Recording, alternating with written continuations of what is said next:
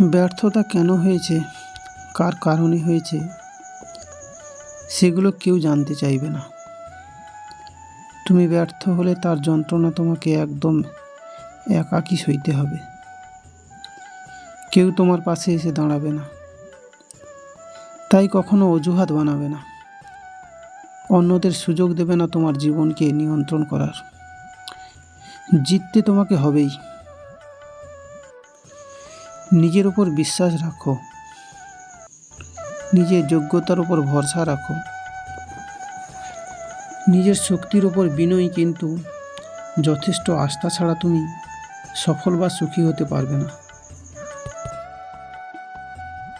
তোমার স্বপ্ন আর তোমার মাঝে দাঁড়িয়ে আছে কেবলমাত্র একটাই জিনিস, সেটি হচ্ছে অজুহাত।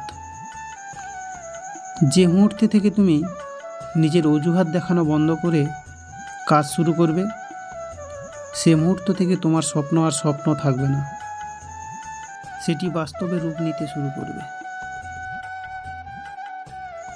বেশিরভাগ মানুষ তাদের লক্ষ্য পূরণ করতে পারে না, কারণ তারা লক্ষ্য নিয়ে ঠিকমতো পরিকল্পনা করে না এবং নিজের ক্ষমতার উপর পুরোপুরি বিশ্বাস করে না।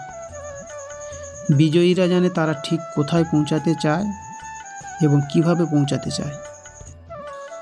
একজন মানুষ যত বড় হতে চায় তত বড় হতে পারে যদি সে নিজের উপর বিশ্বাস রাখে, তার যদি সাহস আর নিবেদন থাকে এবং সে যদি বড় অর্জনের জন্য ছোট ত্যাগ স্বীকার করতে রাজি থাকে, তার পক্ষে যে কোনো কিছুই সম্ভব। সহজে জেতার আনন্দ কোথায়? বাধা যত বিশাল, বিজয়ের আনন্দ ততই বাঁধ ভাঙা। জীবন হোক কর্মময়, চিরন্তন ছুটে চলা।